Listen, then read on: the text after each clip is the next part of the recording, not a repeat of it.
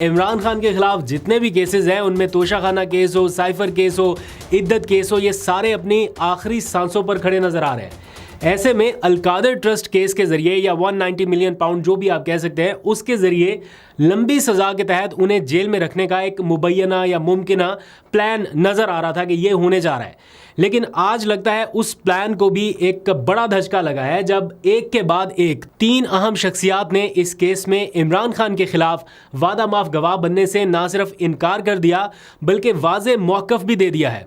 इस मामले में सबसे अहम बयान मलिक रियाज का है, जिनका इमरान खान के खिलाफ वादा माफ गवाह बनने के लिए दबाव डाले जाने से मुतालिक जो मुबैना बयान है वो सामने आया, जिसने पूरे मीडिया में हलचल मचा दी है। यानी वो मरकजी किरदार है Al-Qadir trust 190 million pound case के, और उनके बयान में ओवर माई डेड बॉडी जैसा जो लफ्ज़ लिखा गया वो ये बता रहा है कि इस time talk of the town वही है, और पूरी कहानी बता रहा है। मतलब उनकी ट्वीट में इमरान खान का नाम नहीं है कहीं पे भी, लेकिन जो एक सियासी जमात के ख़िलाफ़ दबाव और जो सारा उनका ट्वीट है मैं अभी आपके सामने रखूँगा, पूरा सुनाऊँगा भी, तो वो ये बता रहा है कि मामला कितना गंभीर था और कितना सादा और कितना आसान हो गया।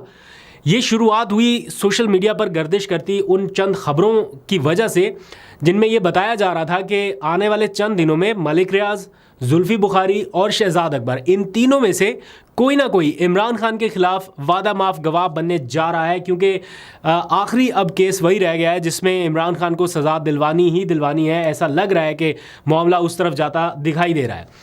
तो बहुत सारे लोगों का ये ख्याल था कि अगर इन 3 शख्सियात में से जो कि बराह रास्त उस केस से कहीं ना कहीं लिंक्ड हैं, अगर इन तीनों में से कोई एक भी वादा माफ गवाह बन जाए या बयान दे दे कम अज़ कम, तो वो केस बहुत मजबूत हो जाता है।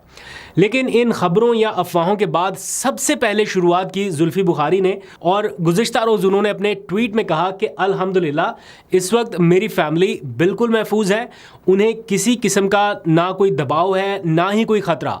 और जहाँ तक इमरान खान की बात है, उनके खिलाफ अलकादर ट्रस्ट केस में गवाही का मामला, तो ये एक ऐसा झूठा केस है जिसमें उन्हें सज़ा देने की कोशिश की जा रही है। और उन्होंने अपने ट्वीट में लिखा कि मैं कभी भी इमरान खान के ख़िलाफ़ जाऊं या गवाह बनूं, ये चंद लोगों की ख्वाहिश तो हो सकती है मगर मौला के करम से कभी हकीकत नहीं। खान साहब इस वक्त इस मुल्क का वाहिद सच है, और जो भी इस सच के ख़िलाफ़ गया वो जलीलो रुस्वा ही हुआ। काफ़ी सख्त अल्फाज उन्होंने इस्तेमाल किए। ये एज इट इज़ उनका ट्वीट है।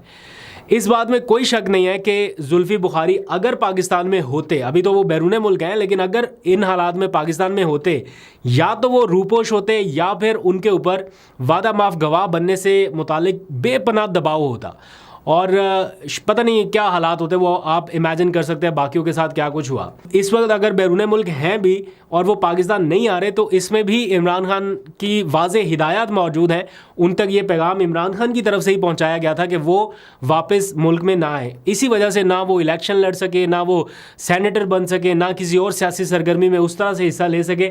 उनको ये हिदायत दी गई कि आप वहीं पर रहें, क्योंकि इन हालात में उनका पाकिस्तान आना ये सीधा सीधा इमरान खान के खिलाफ केस मजबूत करने वाली बात थी। फिर इसके चंद घंटों बाद असल मामला सामने आया, असल धमाका खेज मवाद सामने आया, जब मलिक रियाज ने एक ऐसा बयान दे दिया जिसके पूरे मतलब कॉन्टेक्स्ट में इमरान खान का लफ्ज़ नहीं है, लेकिन समझने वाले समझ सकते हैं कि वो किस दबाव की बात कर रहे हैं और उन पर दबाव क्यों डाला जा रहा था। अपने ट्वीट में उन्होंने कहा कि मेरी सारी ज़िंदगी अल्लाह ताला ने हमेशा मुझे अपने उसूल पर कायम रहने की रहनुमाई की है। आप इख्तलाफ कर सकते हैं उनकी बातों से अगर करना चाहें, लेकिन मैं सिर्फ उनके ट्वीट के अल्फाज बता रहा हूँ। उन्होंने कहा कि मैं किसी भी मामले में सियासी फरीक ना बना हूँ ना बनूंगा। अब 1 साल से ज़्यादा अरसे से मुझ पर समझौता करने के लिए बहुत दबाव है, लेकिन मैं कभी भी किसी को इजाज़त नहीं दूंगा कि वो मुझे सियासी मकासद के लिए प्यादे के तौर पर इस्तेमाल करे। अब यहाँ उन पर दबाव किसने डाला, उन्होंने कुछ नहीं लिखा, लेकिन आपको याद होगा कि उनकी ज़ाहिर बात है दुबई में बहुत सारी मुलाकातें रहती हैं, बल्कि जब नवाज शरीफ साहब वतन वापस आ रहे थे और दुबई में उन्होंने कुछ देर के लिए क़याम किया, तो मलिक रियाज साहब उनसे मिलने भी गए। अंदर क्या मुलाकातें हुई मुझे नहीं पता, लेकिन ये हो नहीं सकता कि इस टॉपिक पर या इन मामलात के हवाले से बातचीत ना हुई हो। लेकिन उस मुलाकात का क्या एंड रिज़ल्ट मिला कुछ मालूम नहीं है। और भी बहुत सारे लोग उनसे, अहम शख्सियात जो है वो गाहे बगाहे मिलती रही, राब्ते में रहे, बल्कि आसिफ जरदारी से उनका बड़ा करीबी राब्ता है, कोई ढका छुपा नहीं है। रजीम चेंज के वक्त इन दोनों का राब्ता था, बल्कि मलिक रियाज इमरान खान के कोई मैसेजेस मुबैना तौर पर कन्वे कर रहे थे आसिफ जरदारी को एज़ पर टेलीफोनिक कॉन्वर्जेशन। लेकिन इमरान खान साहब ने उसकी तरदीद की थी कि मैंने कोई मैसेजेस इस तरह से नहीं भिजवाया। तो ये सारी चीज़ें तो अब आपके सामने है, मंजर आम पे आ चुकी। उन्होंने अपनी ट्वीट में जो लिखा है वो बड़ा इंपॉर्टेंट है। उन्होंने कहा कि मैंने माजी में इस तरह के दबाव का पूरी हिम्मत और ताकत से सामना किया है। आज भी ज़ाती हैसियत में मैं पूरे यकीन के साथ कह सकता हूँ ओवर माई डेड बॉडी। मतलब ये बहुत ही एक सख्त स्टेटमेंट है कि अगर ये सब कुछ करना है, दबाव के तहत ये सारा कुछ करना है, तो मेरी लाश से गुजर के चले जाइए, ये कर लीजिए। उन्होंने कहा कि अपनी बीमार हालत और परेशानी के बावजूद मैं इस मुसीबत का सामना करने के लिए साबित कदम हूँ। रोज़ाना मालियाती कारोबार का नुकसान बर्दाश्त कर रहा हूँ और पूरी तरह दीवार के साथ धकेल दिया जा रहा हूँ, लेकिन किसी दबाव के हथकंडों के सामने हथियार नहीं डालूंगा। अल्लाह ताला इस मुश्किल दौर में इज़्ज़त के साथ मेरी रहनुमाई और मदद करे और मुझे सुरखरू करेगा। ये उनका ट्वीट है।